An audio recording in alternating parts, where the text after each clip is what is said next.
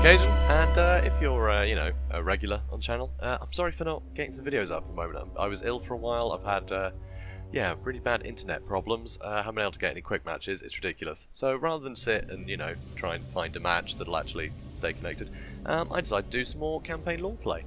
So if you're here for the first time, yeah, you might want to see some of the older episodes, because, yeah, we're going to go into more detail about a fan favourite, Sigmar. So, yeah, there's some more of that earlier, actually. Nice little story, the sound effects and everything. But anyway, so we're going to be talking about the basically the cult of Sigmar in this one. It's going to be all, you know, religion-based. So that's what we're going to do. And yeah, there's a lot to go on. I've got like 6 books in front of me that I'll be reading from. So yeah, pretty hefty amount of content here, actually.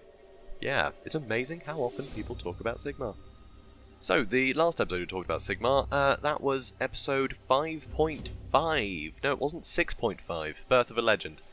Story of Sigmar saving King Kurgan from the Orcs. So, you know, and that forged an alliance between them. And we'll talk more about that now. So you can finally see what he ended up doing with that newfound alliance. And his trusty Warhammer, always at his side, Gal Moraz, or Skull Splitter in, you know, well, Reichspiel, I guess. Gal Moraz is, you know, Dwarfen, it's Castlid. So, anyway, enough about that. So, first thing I'm going to do is I'm going to read to you from Omens of War, which is the Advanced Combat and Warriors supplement for Warhammer Fantasy Roleplay 3rd Edition. And it's got a great little bit, because obviously, you know, the Empire started as, you know, a conquering force, basically. And so, yeah, a supplement about war pretty much sums it up. So straight away, right, the forging of the Empire. So the Empire originated more than 2,500 years ago. The great underground realm of the dwarves lay broken in ruins, with many once great holds abandoned and overrun.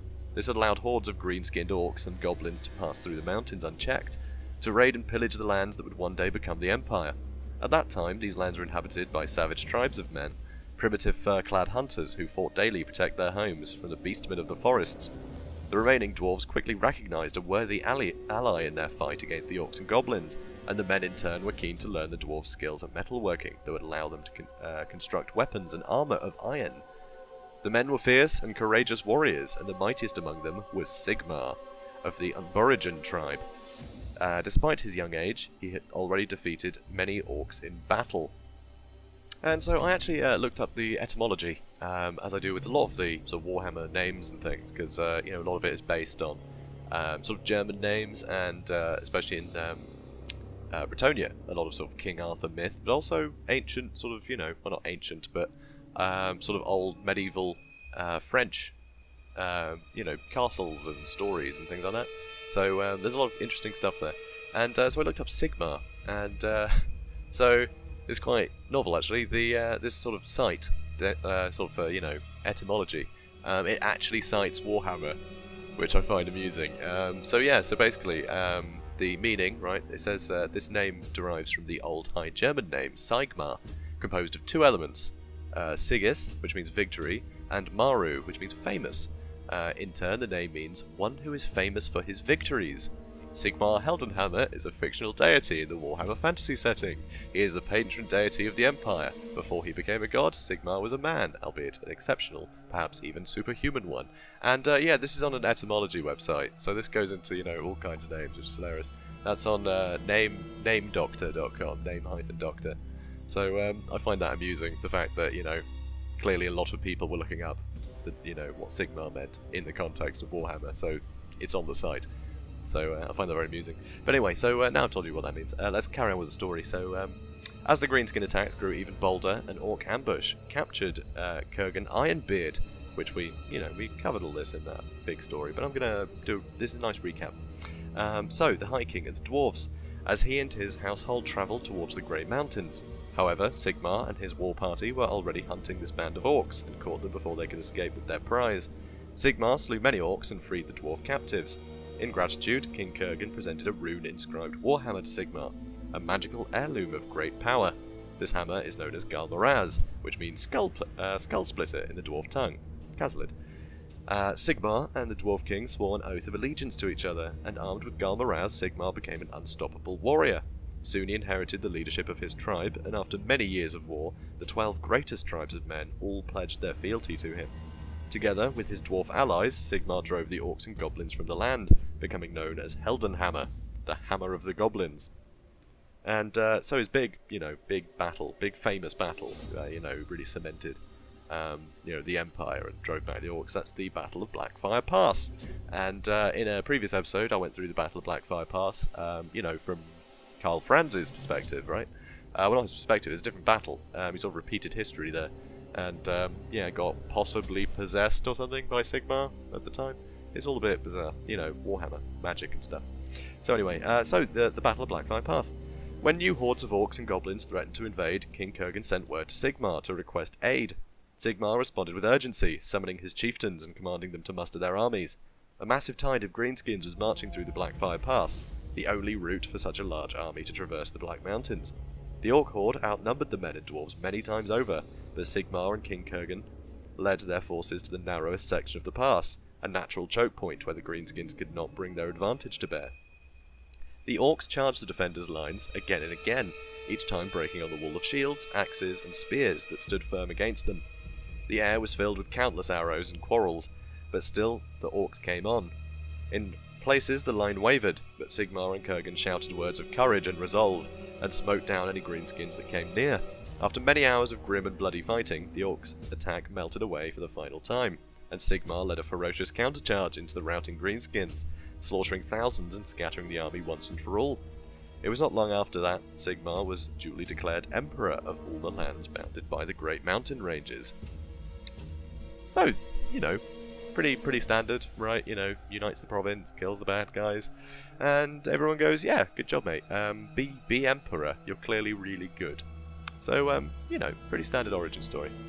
However, it's actually in the History of the Empire, in the 2nd edition Warhammer Fantasy Roleplay Supplement, Sigmar's Heirs, that has a great little, well, not little, it's actually more extravagant, but a lot of it is from the sort of perspective of the dwarves, and lots of hearsay, and talking about the tribes, and I think that's really interesting, so I'm going to go into this. So, the founding and the first millennium. So, no one knows when humanity first entered the Old World, though ancient records of the dwarves record the steady movement of people over the World's Edge Mountains over a period of several centuries, sometimes fleeing more powerful human tribes, other times fleeing the Greenskins. The earliest known of these migrant tribes are mentioned in the chronicles of Nern Shieldbreaker, king of Karazakarak. The gold leaves of this folio, stamped in the ancient dwarf runes no outsider is allowed to see, record a pastoral human tribe who worshipped the earth itself. Timid around the martial dwarves and persecuted in their home territories, they vanished into the forests of what would become the Empire and faded from view. Dwarf scholars who have lectured on early history estimate that this occurred around 1500 years before the crowning of Sigmar. Perhaps some 500 years later, Kazlid inscriptions on the walls of Blackfire Pass mark the passing of a large confederation of tribal peoples from the future lands of the Border Princes and the steppes beyond the World's Edge. Dwarven historical lays from this time also speak of this movement. Great danger there was in the east, in the lands of our enemies, and the clans of the manlings fled west. Ignorant of the arts of steel and warcraft, they had no weapons that could stand before the goblins and their allies. They gave us gold, cattle, and salt, and we let them pass, protected by our shields. Scholars have noted that many of the tribes listed bear names very similar to those that founded the Empire. Hunberakin, Tutuknin, Merokin, and Jutunik among them. Unlike the peaceful agriculturalist tribes that came to the Old World before them, the newcomers were aggressive and had a culture based on raiding each other for cattle and women. While they could not stand up to the Greenskins' iron weapons, their bronze blades and chariots were more than a match for the obsidian and flint of existing tribes. Within a century, the ancestors of the Teutogen and Umburigin and other founding tribes had displaced the older peoples and taken the best lands for themselves. So, I find this really rather interesting, because this reads a lot like real Earth history. The idea of, Neanderthal man, sort of primitive tools, doing their thing, living around Europe, and then suddenly, Homo sapiens roll up and kill everyone. So yeah, the dwarves were there to see that. But I just think that's brilliant because that's such a beautiful parallel with real-world history. Because obviously the map is very similar. You know, it's sort of, well, I mean, you've seen the map, right? If not, there it is. For centuries afterwards, the tribes alternately traded and made war on each other, uniting to face an external threat, then squabbling and turning on each other when the threat had passed. The shield of the dwarf holds provided some protection, but as their power declined, more and more orc and goblin warbands found their way through. They made their hideouts deep in the woods or among the rugged hills and raided nearby tribes. Worse centuries would find their way through the passes too. Sorry, worse creatures. My bad. I had to flip a page midway through that sentence. I'm not proud of it, guys. I'm not proud of it. Chaos warriors looking for glory for their foul gods, and mutant creatures looking for food. The growing threats led to the development of the first towns and villages in the pre-Empire. In the west, the Umburigans found a walled village at the confluence of the Reich and Talabek rivers, naming it Reichdorf. In the south, Chilean merchants from Merigliano built a fortified trading post on the ruins of the High Elf settlement that quickly became a rallying point for local tribes in time of trouble. This grew over time and became the city of Nuln. So yeah, Nuln used to be a elven city, and it was traders from Tilea. I like that. So nice little origin story for Nuln there. So in the north, the Teutogens searched long for a safe place, until the vision from their patron god, Ulrich, Lord of Winter and Wolves, led them to a flat-topped mountain that stood like a fortified island amidst the surrounding forest. Here they built their chief settlement, Middenheim, and named the mountain Fauschlag, though it is now more commonly known as Ulrichsburg. Similarly, other tribes built fortified villages to protect themselves, such as Karaberg, founded by the Merovingians, who would become the rulers of Drakwold. This continued for nearly 1,000 years until the coming of Sigmar and the crisis of the Great Orc Invasion.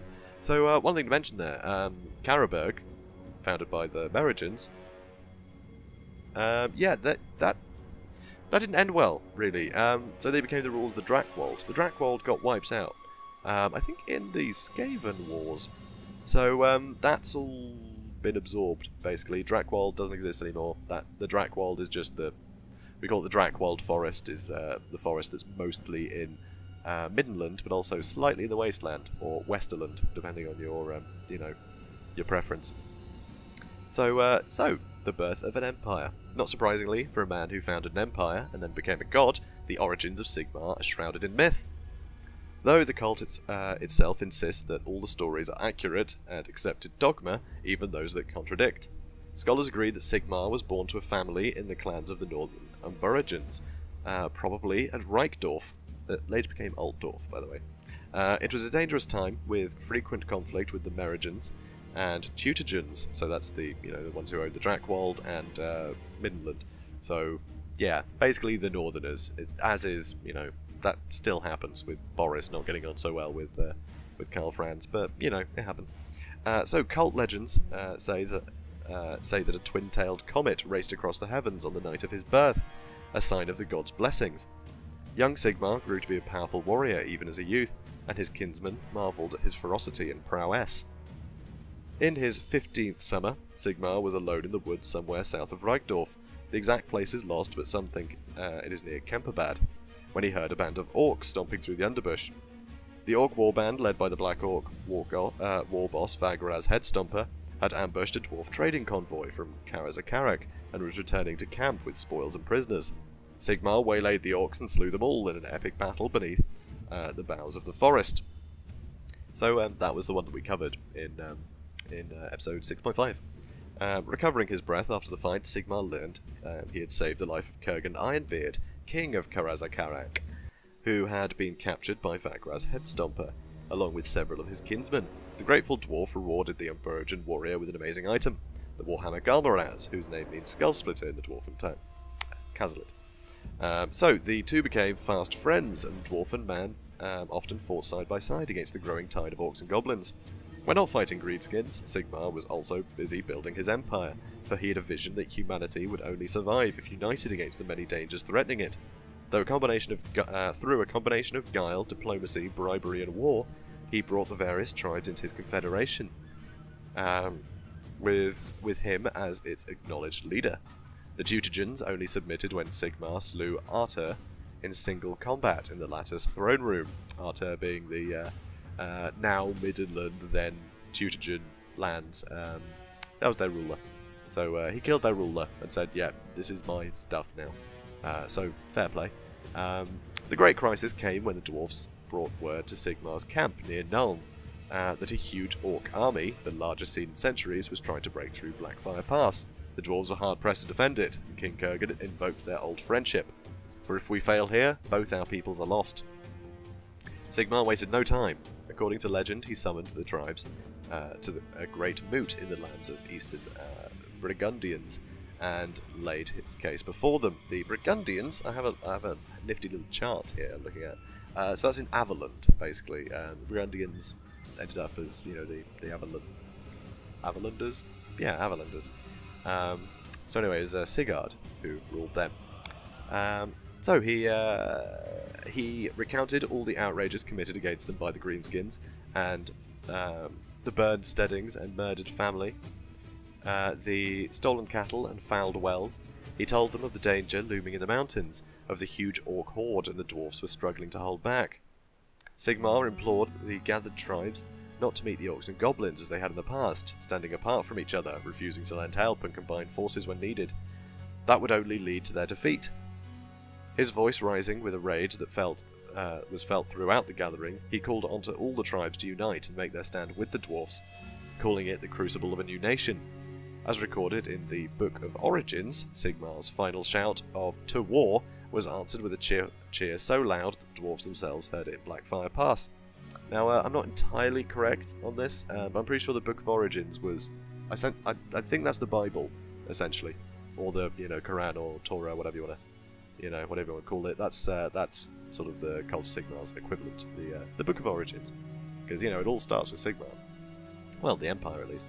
So, history records that Sigmar's army arrived just in time. As the orcs finally breached the wall King Kurgan had built across the pass. That's just classic dwarves, isn't it? Just, there's a massive mountain pass. Let's build a wall. It's great, isn't it? They're very, Trumpy like that. But I guess when it's hordes of greenskins, it seems less douchey. Sorry to get political, but I just think it's amusing. Silly dwarves.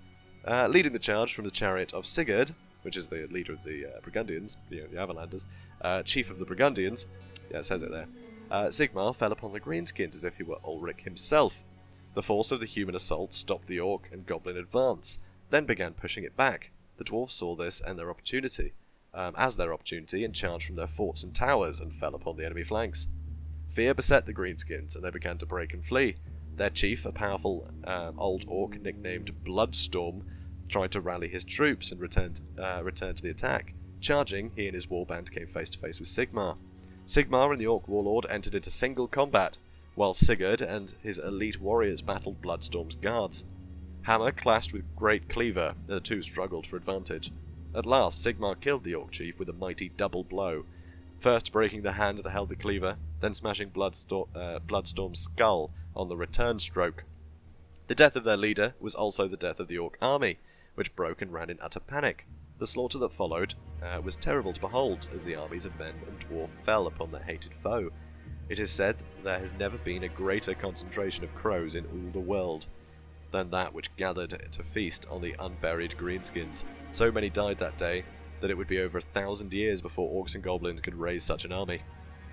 After the battle, humans returned to their lands. Actually, before I read this paragraph, so did you notice how similar that battle was to the one that Karl Franz had, which was covered in episode, I want to say, 8? I don't know. But yeah, it's so similar. Even that double blow to fell the orc, he is pretty much the same battle, which is kind of cool. I kind of like that symmetry. The fact that he was very much invoking, sort of the power of the Emperor, the power of Sigmar, to fight the orcs off. And so it happened much the same way, and I think that's it's pretty cool. Pretty cool.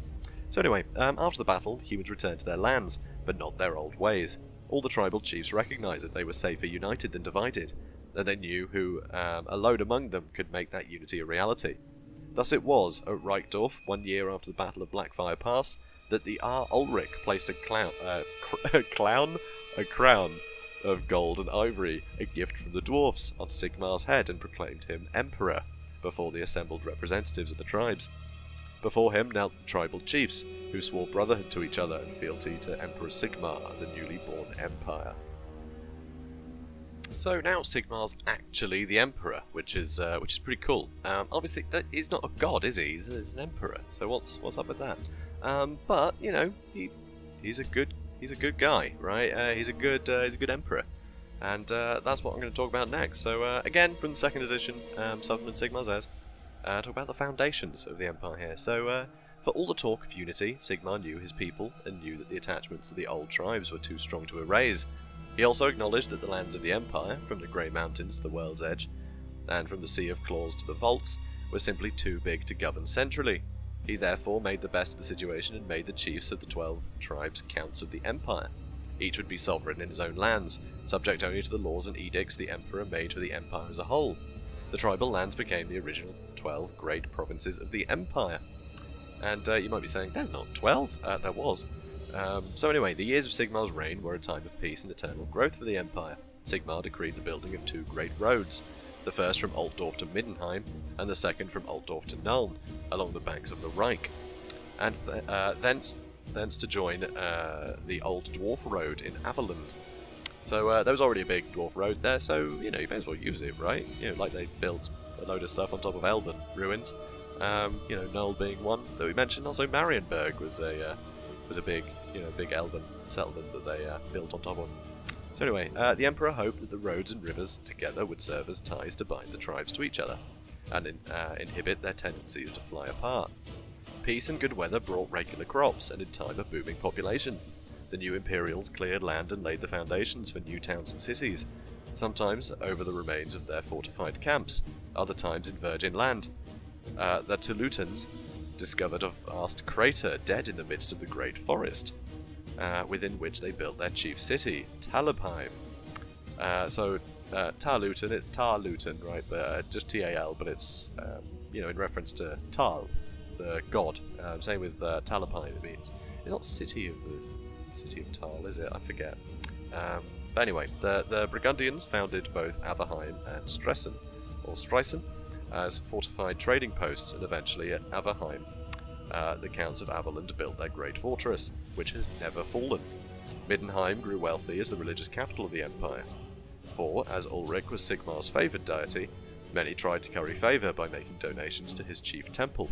So, of course, you know, it's interesting to know that Sigmar became, you know, the biggest religion in the empire, but he wasn't obviously that religion. You know, he was actually a follower of Ulrich, which again just makes me think that he's like a sort of medieval warrior Jesus, in the fact that, you know, sort of mentions that, you know, religion was a big thing then, and obviously you know, in the Christian faith Jesus was Jewish, and so I think, again, nice little comparison there. Obviously, you know, Sigmar isn't Jesus because he runs around with a hammer, but you know, what can you do? Again, just nice little, you know, hints at real world stuff there, but obviously warhammered up. Literally, he has a warhammer. So that's novel. So, carry on. In the south, Nuln prospered as trade along the rivers to and from the dwarf holds expanded after the coming of peace.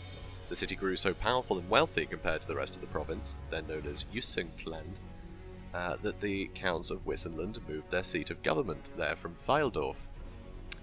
So, you know, great time to be in the Empire, right? You know, Soddle orcs running about. Doesn't really say anything about the beastmen.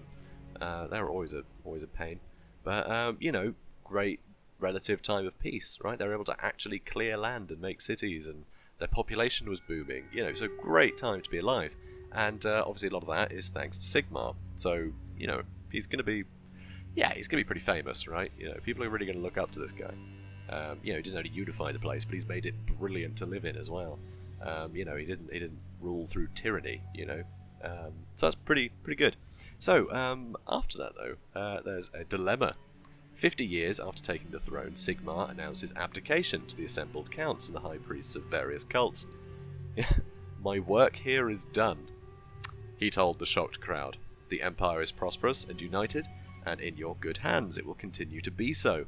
But I have work I must finish, a task left undone. and I must return Gal Maraz to its maker. With that, the first emperor placed his crown on the table, picked up a rucksack, shouldered Gal Maraz, and walked out the door to an unknown fate. The gathered counts were faced with a crisis. Sigmar had never married, and, as far as anyone knew, had never produced an heir, nor had he felt a will designating who should succeed him. Indeed, never in the 50 years of his reign had anyone considered the question of succession. Which seems a bit sloppy, you know? But I guess they look up to him so much, they never thought he'd go anywhere. So, yeah, probably speaks quite highly of him, you know? So, several among the counts claimed the throne, some on the bias of being the most skilled at war or politics, others claiming the favour of the gods, or even a secret promise from Sigmar himself. Bit cheeky, that, isn't it? The arguments in the Reich House grew acrimonious, and the threat of civil war loomed large, when a priestess of Raya, who was in the retinue of the Count of Stirland, suggested an election. Let them all renew their vows of brotherhood, and let each state why he or she should take the crown. The first to get a majority of votes would become emperor. Grasping at straws to prevent disunity and civil conflict, the counts agreed and retired to the Great Hall of the Reich House to deliberate. After 3 days passed, and many promises, threats, and much gold to change hands, the Ulrich came forth to announce the new emperor, Fulk of Wissenland. As part of the agreement, the counts determined that each new emperor should be chosen from among them, and that the person so chosen could move the capital to his chief city.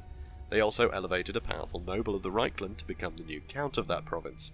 In recognition of their role in choosing the emperor, the counts changed their titles to the Elector Counts.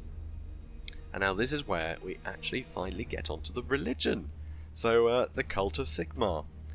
Less than 25 years after Sigmar's disappearance, during the reign of Emperor Hennest in Nuln, a mendicant friar named Johann Hellstrom appeared in Altdorf telling of a new god, the Emperor Sigmar himself.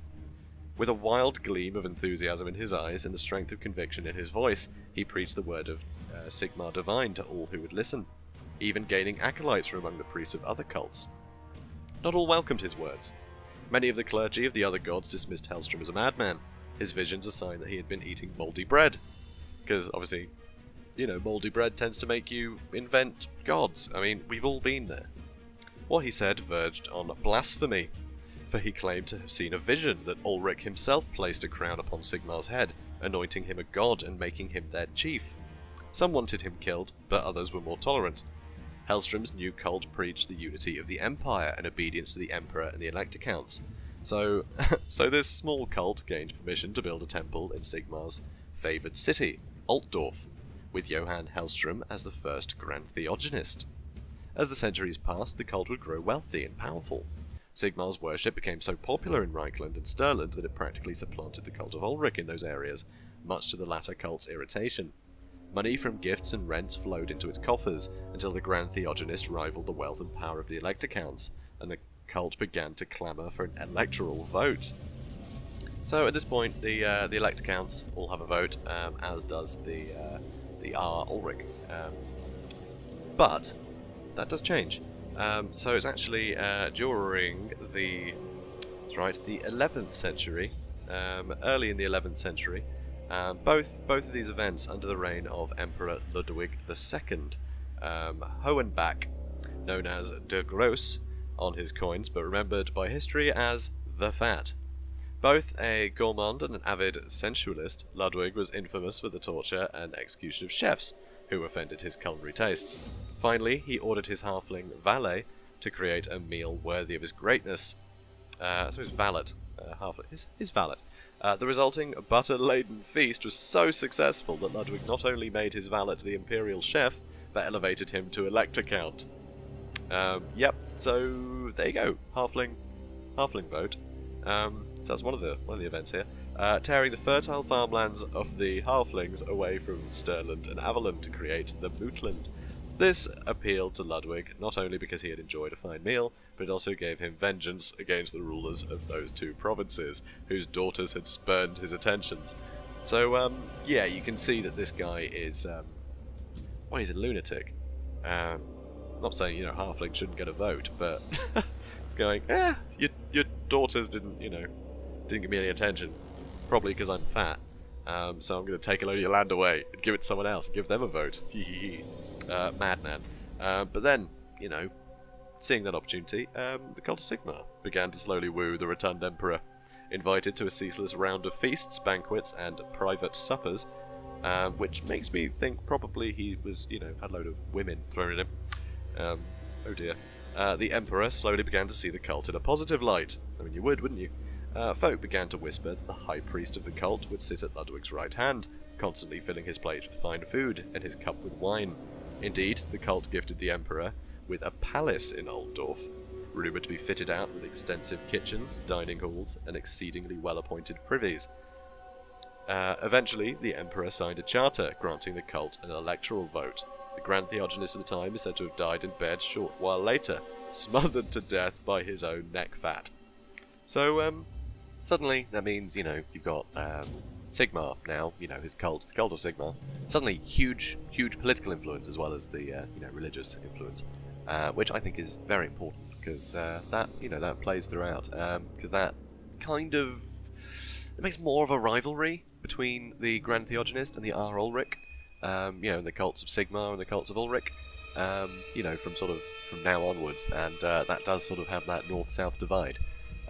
So you've got, you know, sort of the Reichland and Stirland being, you know, massive about Sigmar, and then you've got sort of Nordland and Midland very much in favour of Ulrich, and that does cause political tensions. So it's quite interesting now that they both have a vote. So yeah, it's definitely interesting that. But yeah, so I think I've gone on enough for today, though I will be going on a lot more later. This will be well, it's going to be 3 episodes actually. I've recorded all of it already, and now I've gone back to split it all up. So there'll be 3 episodes all about Sigmar. And if you enjoyed listening to this, and you want to hear more about Sigmar, then feel free to subscribe. You know, I won't hold it against you. And you know, give us a comment if you have any questions, and give us a like. You know, helps me get spotted when people search for this stuff. So it all really helps, and also it shows that this is stuff you like, and I know to make more of it. So yeah, so cast your vote that way. So yeah, guys, thank you so much for watching, and to everyone who's subscribed so far, thank you so much, and I'll see you in the next video. Have a good day, guys.